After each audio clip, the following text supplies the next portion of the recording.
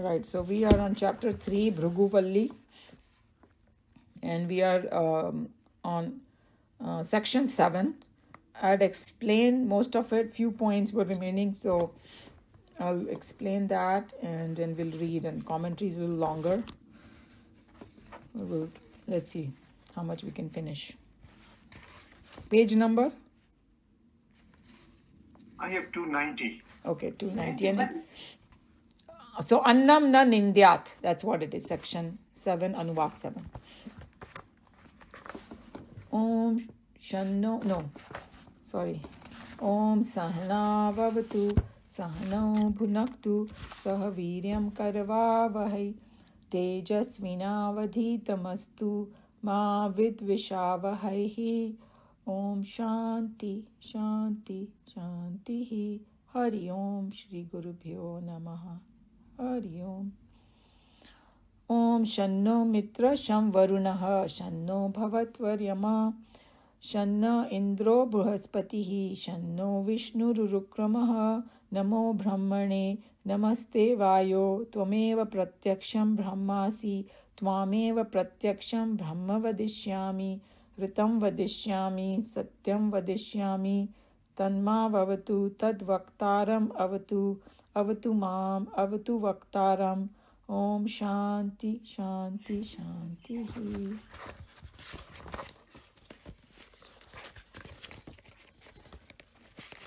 So we are at a section where we saw the background ki Varuna is addressing two different kinds of students. One was Bhrigu, who got the glimpse of that Brahman. He got very happy, and because he realized that Brahman was Ananda, and now he's not even asking any more questions, but now the teacher wants to tell him without even him asking, because he wants him to be established in that.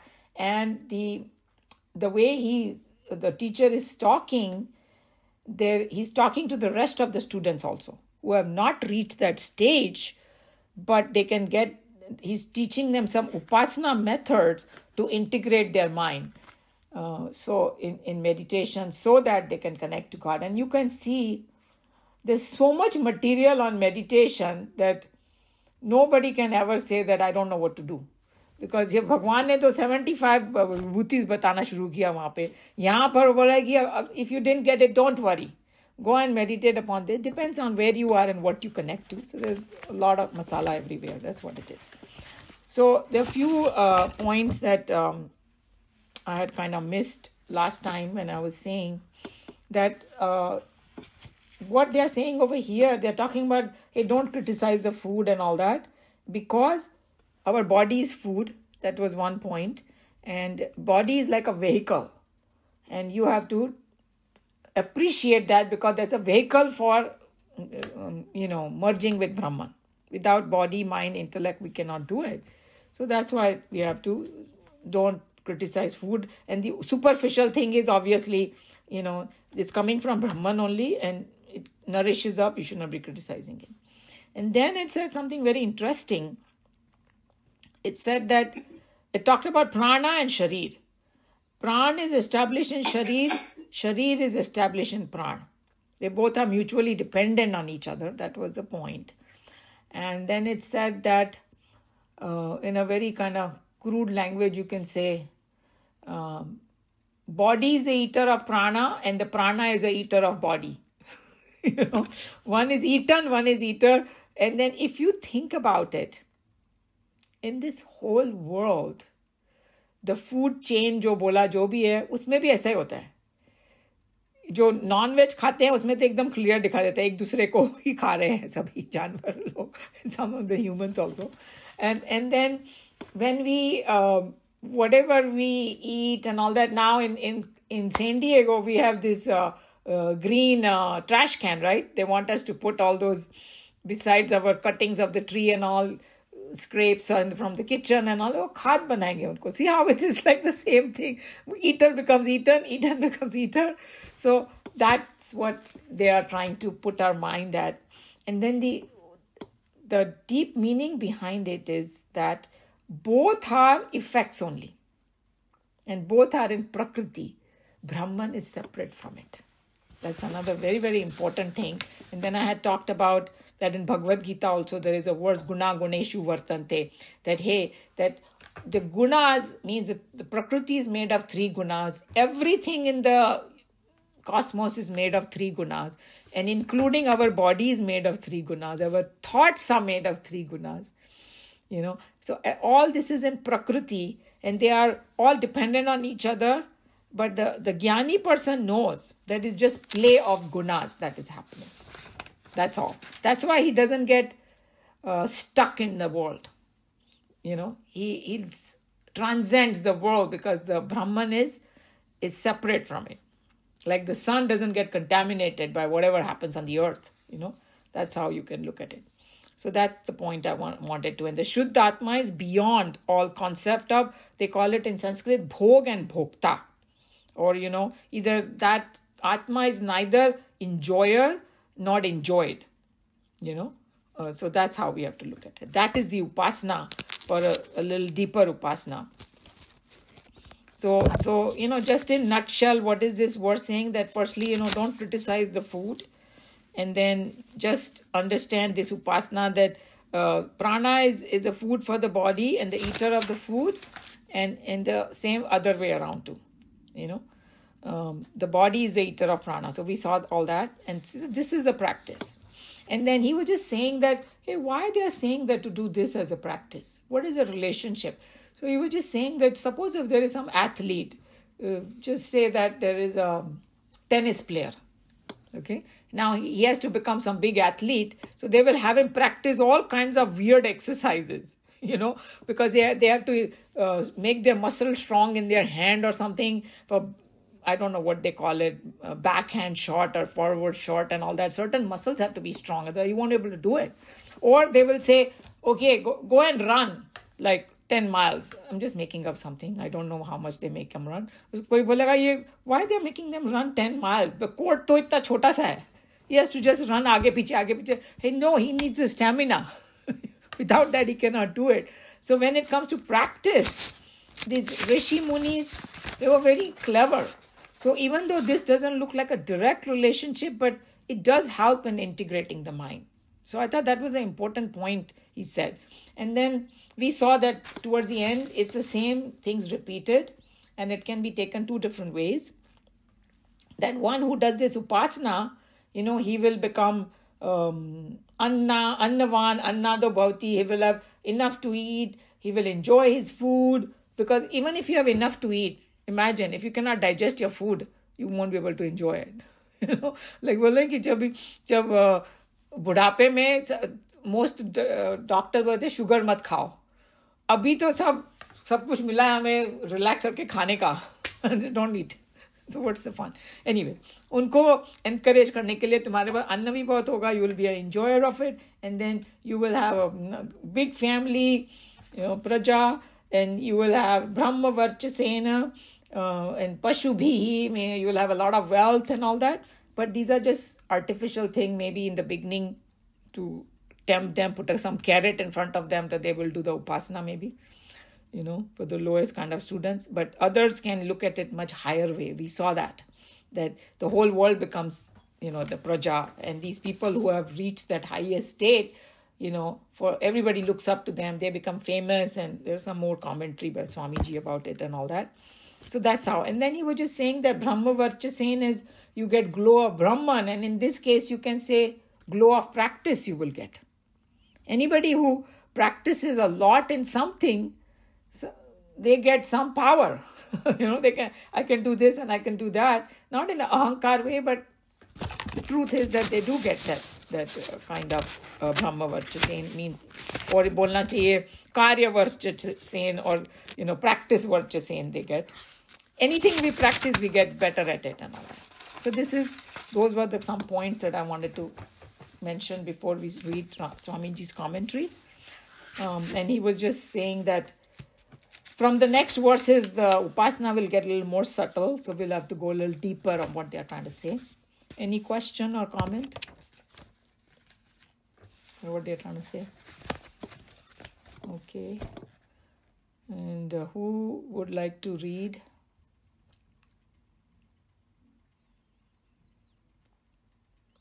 Today Meena ji is not there. So somebody will have to come forward. Falguni ji, how do you feel for reading? Yeah, I can read. Okay. So, where are we? Okay, so we are in your book. It may be Anil ji's Anil ji or Yeah, I have the same book, 290. So, what number you said? Some Anil ji. Yeah, it starts from 290, but the reading starts from 291.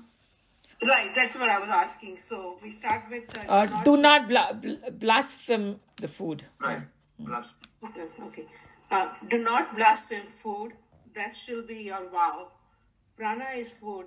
Body is the eater of food. The body is fixed in prana. The prana is fixed in the body. Thus, food is fixed in food. I'll read it again. Thus, food is fixed in food. Yes. He who knows that the food is fixed in food becomes one with Brahman. He becomes possessed of food and he becomes the eater of the food. He becomes great in progeny, in cattle wealth, and in the splendor of Brahmanhood. He becomes great in fame. So before you read further, यहाँ पर स्वामी जी ने बड़ा strong word use किया. Don't blaspheme food, and blasphemy is speaking disrespectfully of the sacred things. So that's why that so strongly it is mentioned. And अपने Indian culture में तो we always look at it, the whole Brahma, Param Brahma, we say, hey, God is Brahma. I mean, food is Brahman. So we know. And then this statement that thus food is fixed in food is another way of saying that it is a cycle and it is dependent on each other. The best word in the modern world is recycle everything. जो भी कुछ है सब अर्थ पे ही है. Oh, wait, something happened here.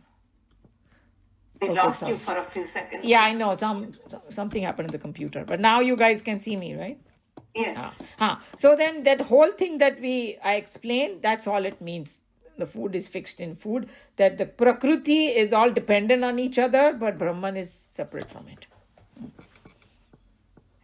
To the ordinary students, this is an engaging line of thinking to entertain themselves during their meditation.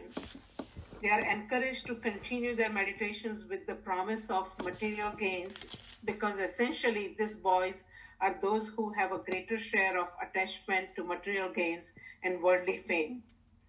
Indeed, it is our attachment to the sensuous that makes us disintegrate and become incapable of great things in life. The Rishi here, understanding the character of his students and knowing their demands, is playing to their desires in hauling them out of their sensuous ruts. Thus, they are promised that they will become not only rich in food, but equally capable of enjoying the sumptuous food, that they will have plenty of food all their lives. Besides, they are promised that they will have plenty of children to look after them in their old age and plenty of cattle wealth. Thus, they will be satisfied in their three great desires. What is it? Asanas? Well, like Trishna se aaya hai word. Yeah, I don't know. Ishna. How to pronounce? Ishna. Ishnas. Yeah. Desire for wealth, Vita Ishna. Desire for children, Putra Ishna. And desire for fame, Loka Ishna. Okay, so in our Vedic culture, they said that each human being have three main desires. With Teshna. With means money or wealth. So all of us want to be wealthy. We won't deny that. That's what. तभी तो America आए हम लोग भाग के अपना India छोड़ के. We all wanted to be all wealthy. Putreshna. Hey, I want to have children. That everybody has that desire. And the last is I want to be famous. People should like me. That is one aspect of it. Who doesn't like to be famous? The people know me. I did so many great things, blah, blah, blah. These three desires are the primordial desires of human being, you can say. All of us, somewhere we have these desires. So these students who are like not there yet, so this is what the teacher has a compassion for everybody, And the other day I was reading the part of this book, Self Unfoldment. उसमें एक meditation का chapter है, And Swamiji said that, people say, oh, I cannot sit, I don't know how to meditate. Hey, that's why it is there in Bhagavad Gita. Go learn, because if you already were there, why do you need to read anything or do anything? So no matter where you are, maybe you cannot even close your eyes right now, or you can't even sit for half a minute peacefully. Still there is hope for you, because they have given you so many remedies to work on. So they are just saying that these students who are at that stage, that they have a lot of desires still and all that. So don't worry, all your desires are going to get fulfilled. Just go and do this. Because they know that once they start doing it, they will want something different, because their mind will get integrated. And there's a very famous story about Vivekananda. I don't know, I think we have talked about that story. It fits over here perfectly. When he was a teenager, obviously he had a lot of signs of being a great person, but still that chanchalta was there and all that, or some desires, mujhe ye chahiye, wo chahiye and all that. And then so when he told his guru, I want this or that, so guru said, why don't you just meditate on Ma Kali? She can give you everything. So we have talked about it. He sits down to meditate, and at the end of meditation he's saying, did you ask? No, I forgot, because the Ma Kali's proof and everything, मैं उसमें इतना खो गया कि मैं भूल गया, मेरी desire आई नहीं मुझे. Every time he does that, and he said, okay, go next day you sit, now you ask. So he made him sit, and he made him addicted to that meditation, literally. And in the end he said, oh, मेरी तो desire ही खत्म हो गई, मुझे चाहिए ही नहीं. That's exactly the point over here. They say, okay, in the beginning, they're promising them all these things. In the end, those people will not ask for those things when their mind gets integrated. That's the whole idea over here. Is it kind of like attachment with detachment? You are, you want it, but you are not, that's not the main focus of your life. Yeah, like sometimes, like कोई चीज हम लोग को बहुत चाहिए, वो हम लोग ले तो आते हैं, फिर 2 दिन में उससे मन उब जाता है और वो कहाँ कोने में पड़ी होती है.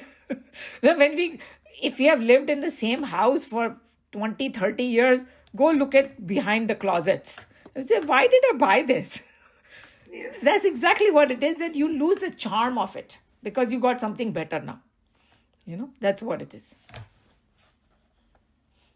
These results are promised to those who could meditate upon the food and the food eater as one and the same. Here the Shastra says that the prana is food and the physical body of man is the food eater, meaning the body consumes the prana. But at the same time, the body is established in prana, and moment to moment, the prana or the vitality is consuming the body. Therefore, the body is the eaten and the prana is the eater. Thus, the eater and the eaten is one and the same, inasmuch as there is continuous competitive eating of each by the other. So this is a scientific fact that without the pranas, the body cannot function, and the prana derive some of the vitality from the food that it eats, right? Pranas come from all different sources, including the breathing vayu that we take in, all the Panch Mahabhutas it comes from. But, if you just look at the scientific fact, body and pranas are interrelated. They cannot live without each other. So that's why they are just saying it in their own language, That's what. The body eats the prana, and the prana eats up the body too. Thus, in fact, there are 2 things, the eater and the eaten. But from the philosophical standpoint, we can declare food is fixed in food. So it said, in fact, there are no 2 things. You missed the most important word, like no. No to mean they are one. अपने को 2 दिखाई देता है, मगर they are one. It's like somebody saying that there are 2 sides of the coin, but it's part of one coin. You cannot have a coin without 2 sides. See what I'm saying? It's even though it's 2 sides, is one thing. That's how you look at it. The prana and the body, they appear to be 2 different things, but from the scientific highest perspective, it's one only. That's what they're trying to say. That's why I said food is fixed in food. The implications of this statement are so vast that the thoughts cannot exhaust all the possibilities. Therefore, there is no chance of the meditation being exhausted. One who regularly meditates gains more and more integration within. An integrated person is ever noted for success in all spheres of activities, including the material and the secular. So he's just saying that the same idea is there, that this kind of meditation teaches them to concentrate on one topic, and there's so much in that topic that their mind will stay, the mind will train to get integration. And even in the worldly place, if you are trying to gain something in the world, you need an integrated mind. जितने भी successful लोग हैं ना, उनको जाके interview करो. जब ये लोग जर्नलिस्ट लोग इंटरव्यू लेते हैं, भाई तुम्हारी सक्सेस का राज क्या है, सबसे राजेगा कि दे आर लाइक कण कण से वो चाहेंगे कि वो उनको मिल जाए. They put all their effort, integrated mind. Their mind is not, they don't waste their energy in other things. If you put your mind is a very powerful thing. If you put it at one place, you can achieve a lot. But our problem is that it is just dissipated. And these days, though, with the social media and our phone and the WhatsApp is the worst. You're jumping from here to there, here to there. Sometimes if you want to do some concentrated work, you got to put your phone away, and then you can still in peace. Even if I want to study Gita seriously, I have to put my phone away. Then I can concentrate. So that's what they are trying to say, that it's a technique to learn concentration. The above is the obvious meaning which the ordinary students comprehend when they approach this position as a mere instruction for upasana. But the extremely integrated and therefore more subtle intellect of Bhrigu understands a deeper message from the same. This message is hammered into Bhrigu, not so much by the force of the words as by the arresting look of depth and gravity in the eyes of the master. So now he's going to say a very important point, because this, whatever he talked about earlier that we discussed, it was for the students who were having difficult time concentration. So then they gave them a tool for concentration, and they gave them some lalach. Hey, if you do this, you will get food, you will enjoy the food, you'll be rich, you'll be famous, and all the ichhas will get. But here, the same words, Bhrigu, the teacher gave such a look that, hey, you got to learn something more from this. Okay. Now, what that is, that he's going to say. The very opening words summarize the message to Bhrigu. Do not censor food. The word food to him is not the material supplied in the kitchen in its ampler meaning. It denotes food for all the sense organs. In short, the world of food constitutes the world of objects. The outer world of objects and the inner truth of the subject are not two distinct entities, one competing with the other. The world of object is but the concretization of the perceptions of the misunderstood subject. As such, the teacher instructs the students that because of his realization of the divine nature of the self, he should not entertain any undivine idea about the world outside. The world without it is as divine as the world within.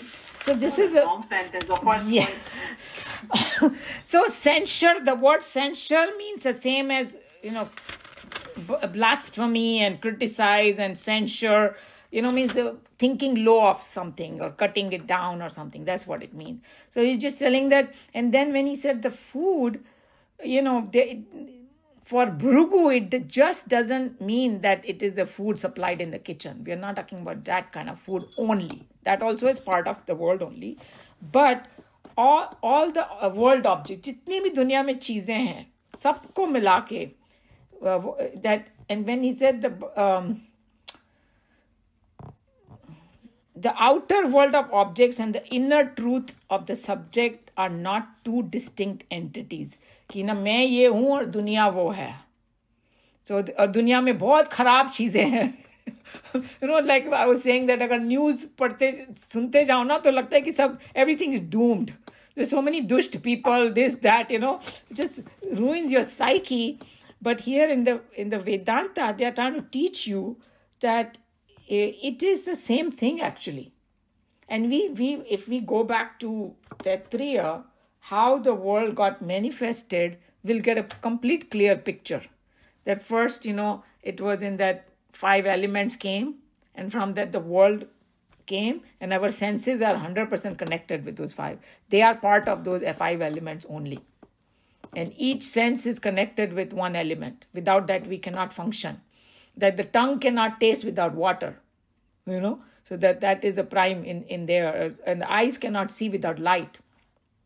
All those things, so that's how we have to accept these things, that they are the same things. They have come, the 5 elements are coming coming inside us and coming as 5 senses, and outside we see world of objects. Both are divine. So if you say that Atma is within me, I cannot just say, it is within me and just sit here. No, Atma is everywhere. And everybody has the same. So he's expanding it to the world. So then you will not criticize the world. You will, बोला ना, नए चश्मे से दुनिया देखो. अपने colored वाले से मत देखो. Green है तो green ही दिखाई देती है सब. And if I have a hate in my heart, so दुनिया ही सब खराब दिखाई देगी. If I love in my heart, everything looks beautiful. So that's how. The spirituality का चश्मा पहन लो. In other words, that's what he's trying to say to him. When we read the appropriate meaning into this passage, we take the wind away from the false arguments that are often raised against Vedantis. The philosophy of Vedanta does not at any stage laugh at and ignore the entire world as such. Whenever they say the world is a dream-like delusion, they only mean to point out our misunderstanding and misconception regarding the world. Vedanta requires of us to make a re-estimate of the world. A more intelligent reinterpretation of the world is all that is demanded by Vedanta. So it's just warning us that when they say Jagat Mithya Brahma Satya, all is saying that aspect of Brahman is a changing aspect. So don't expect that this will give you joy, because the moment you're going to hold on to it, it's going to slip from your hand. Because when you go back to chapter 7 of Bhagavad Gita, where Bhagavan said, I have higher Prakriti and lower Prakriti. Lower Prakriti is a changing Prakriti. That's all it is. It's like the kids playing with balloons, and if a baby 2-year-old thinks that the balloon should stay forever and start crying when the balloon pops, it's not the balloon's fault, but the baby doesn't know. That's exactly what they are saying. It's a re-estimation of the world. If the nature is such, you have to accept it. Koi aaya hai to he will die one day. You have to accept that. That's what Krishna Bhagavan is trying to tell him. Their Atma is eternal. Bodies are going to die. Whichever way you want to look at it. It's re-estimation, knowing the truth. That's what he's saying. It was probably the mischief of foreign powers in this country that encouraged this wrong notion, which by an ignorant tradition came to be read as the philosophy of Shankaracharya by successive Pandits for the last 500 years. None of the great Acharyas of Vedanta ever ignored the world and ran away from it. Certainly their world is not the world as we recognize and experience it. So he's just saying that how, I'm sure that some of the, I don't know about the Max Muller and all that, I think Joe knows more about it, that when you misunderstand the philosophy, then you can say, make up some story. But basically all he's saying that none of the great Vedantic Acharyas ignored the world, because they lived among those people. And some of them were criticized like anything. That, even sometimes I see them when they move among the people, sometimes the people might put them in some fancy cars or some their planes and all that. तो साधु है वो plane में क्यों घूम रहा है, उसके भक्त ने उसको बिठाया है. He's trying to help them, or they won't look at the bigger picture why he's doing it. They think he's some kind of luxury, he's rolling in the luxury or something. Anything you can make up. So, or look at it some other way, but they don't run away from the world. And somebody was saying that in Chinmaya Mission is like in India, they have in every city, they have it. He's saying there are swamis who go and do the yagna in the 5-star hotel. And there are other swamis who go in a maidan and sit on the dirt and teach the people. It depends on which audience that is. If you are going to some company and executive, then obviously they will arrange some very fancy thing, but that doesn't mean that he's attached to it. That's the demand of the time at that time. So he did that. The other person is doing something else, but their goal is the same. to help people. So that's how we have to see this. We look at the world from a partial prejudice point of view, and because of the squint in our vision, we see the world as ugly and maladjusted, abominable and undivine, a field for pain and agony, a theater for death and destruction, a tomb of sorrows and sobs, a den of disappointments and despair. This pessimistic point of view has no place in the jubilant philosophy of the Hindu tradition. When they cried that the Atman within is Brahman without, the rishis appealed to the people to watch for, recognize, and experience the eternal divine play in and though the seemingly different names and forms. Yeah, in and through the seemingly different names and forms. So same idea. He's just saying it again that hey, हमारा vision हमको fix ठीक करना पड़ेगा, and it's just a play of things. And then when we go to chapter 11 of Bhagavad Gita, when he showed him the Vishwa Roop Darshan, उसमें उन्होंने death का भी दिखाया, which वो देख के अर्जुन डर गया, because भगवान as a काल सब कुछ समा जाता है उनमें, and all that. Like, oh my God, I can't handle it.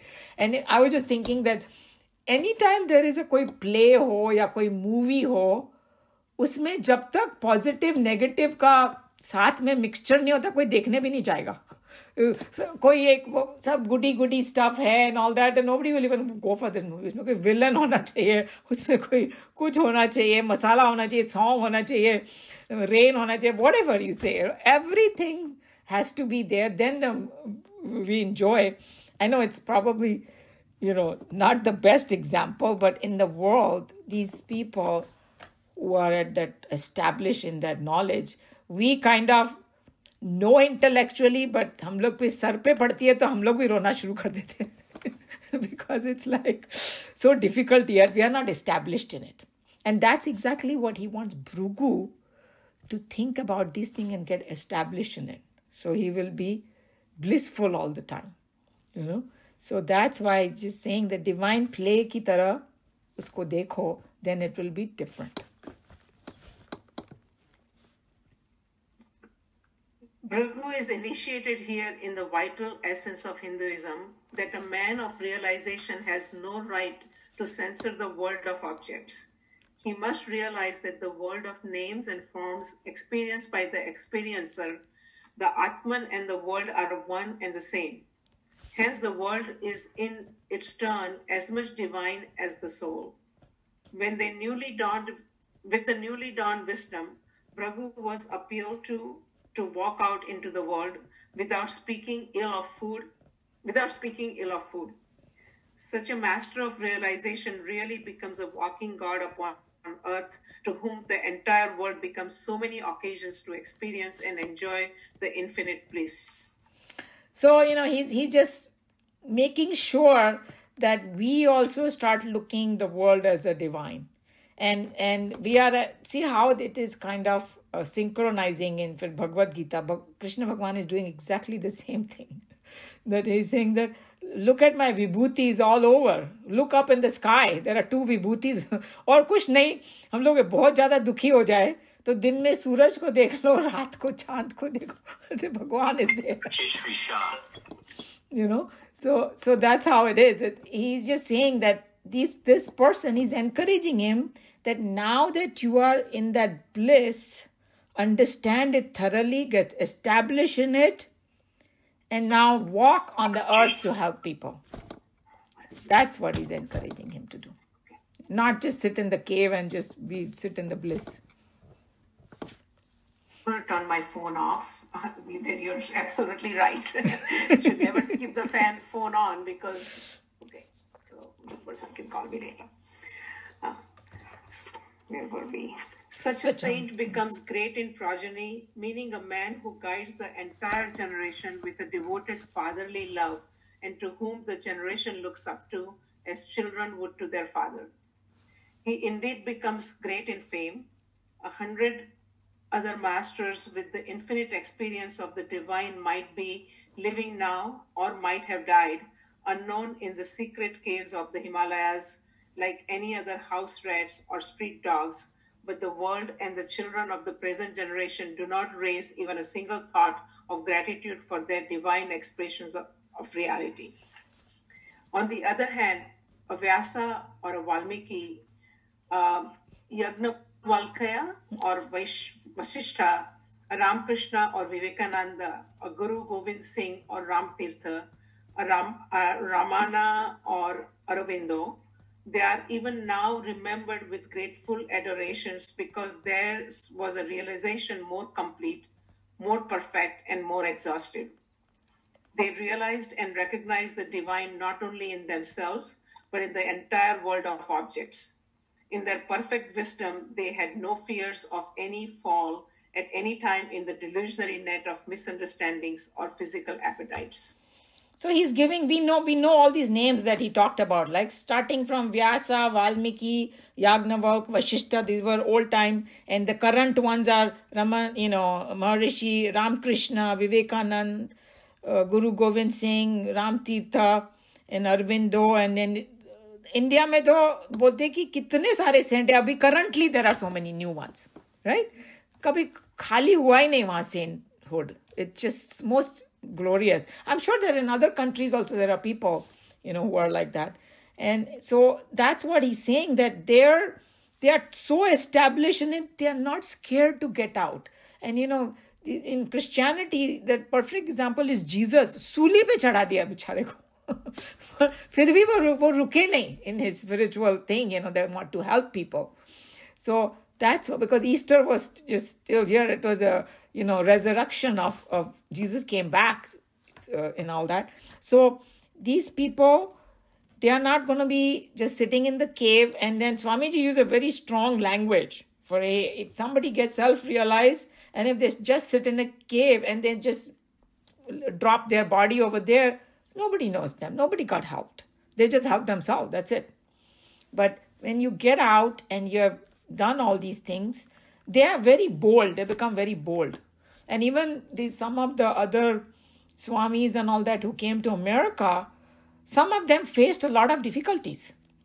Sometimes people got after them, put case waste kar diya un pe, ye kar diya, wo kar diya, but they did not get faced. They continued and some of them got over it, So that's what he's trying to say, that he's encouraging Bhrigu to become like them.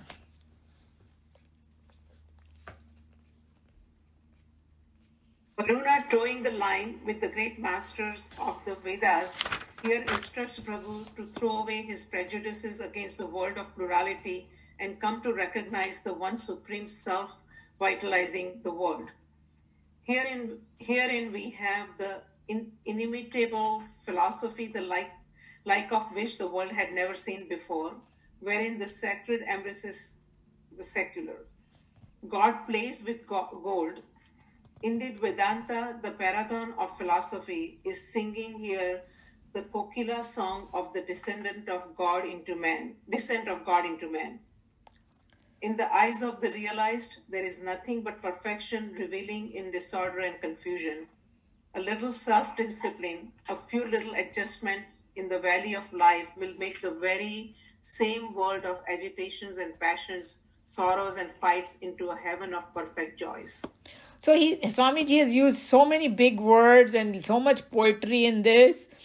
He's just trying to say that, he's telling him to throw away his prejudices against the world of plurality and come to recognize that one supreme self-vitalizing the world. And we saw that with the Vibhuti in the chapter 10 and 11, that's exactly what Bhagwan is doing. Yoga and Vibhuti means the same thing. That, one in many and many in one. That's what he's encouraging him to see. And he's just saying that God plays with gold. And Krishna Bhagwan is a perfect example too. The war, he's everywhere and he tried to help everybody. Did so many different things that wherever there was a conflict and all that, he was there. So he's saying that this is what it is, that they, as though God is coming down and mingling among the people, and the wo jo Bal Leela hai, that's a perfect example of Krishna Bhagwan, that he was mingling among all those Gwal Balas, and there is one incident where, he was eating, how little kids, they don't know jhootha and this and that. So he's taking the food from somebody's lip and eating it, and the Brahmaji, not Brahmaji, who was it? I think it was Brahmaji, yes. Brahmaji saying, ये भगवान कैसे हो सकता है? किसी दूसरे बच्चे की जूठन खा रहा है. He had a doubt, But here Bhagwan is trying to mingle with everybody, becoming like a human to help everybody. That's what the point he's trying to say over here.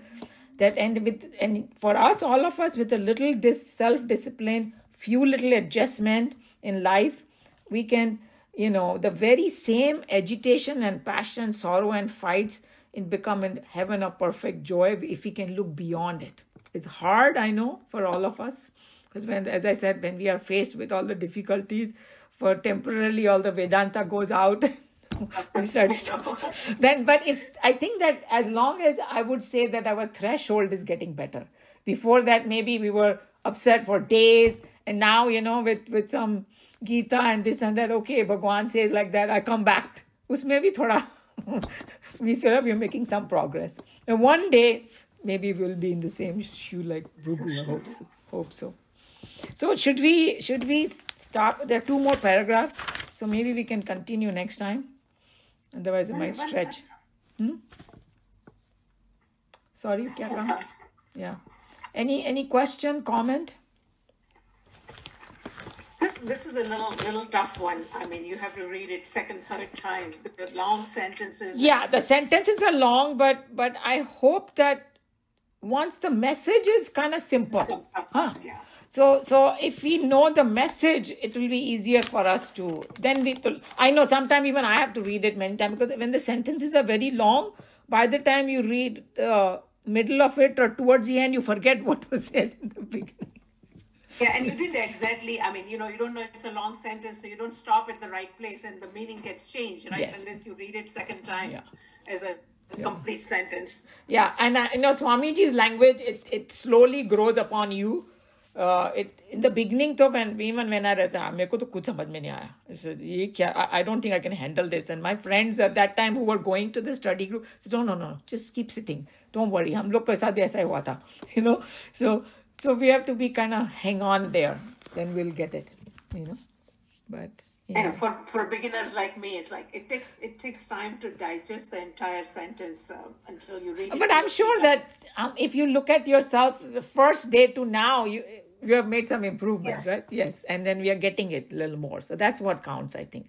I think in one of the, I'm doing the self-unfoldment in there, Bhagwan said, Swamiji made a very beautiful comment. He said, spirituality is like opening of a flower. You can't hurry-burry it. He's saying anything you see in the nature, it has a rhythm and it takes time. He's saying a wave, when it rises not abruptly. He's saying that storms and all these things are destructive, but anything constructive and beautiful, it has a rhythm and it's slow. So कोई एक bird को ले लो, एक कली को, और बोले अभी मुझे फूल बनाना है उसको, तो ऐसे ऐसे करके तो बिखर ही जाएगा वो. Right? It has to open slowly. So patience. That's what it is with the reading and everything also. We got to just have patience with it. Anyway, any other thought? One question. We are going to finish this one, right? So which is the next Upanishad that we are going to go to? So we try to procure the book. Okay. So there are several of them. Let me think about it, and I will let you know next time. Obviously there are 10 main ones, and this is our third one. So I'm going to pick one of those from those 10. And I'm being a little bit selfish here. I'm trying to pick one that I have never studied before also. But eventually we will get to all of them. All of them are beautiful, So because they have taken each angle in it. So I will let you know soon so we can procure the book. That's fine. You are thinking ahead, which is good. I didn't think about that yet. No, because we don't come to San Diego, and we also have Chinmaya Mission. I think the temple interesting here, so I can go and get it from there. So where are you right now? I'm in Fullerton, North Orange County. Okay. Okay. Yeah, they do have one over there. Yes. Yeah. Okay. Sure. All right. Shall I close? सर्वधर्मान् परित्यज्य मामेकं शरणं व्रज अहं त्वा सर्वपापेभ्यः मोक्षयिष्यामि मा शुचः हरि ओम श्री गुरुभ्यो नमः हरि ओम. Okay, everybody, we'll see you next time. Bye. Hari Om. Have a great week. Yeah.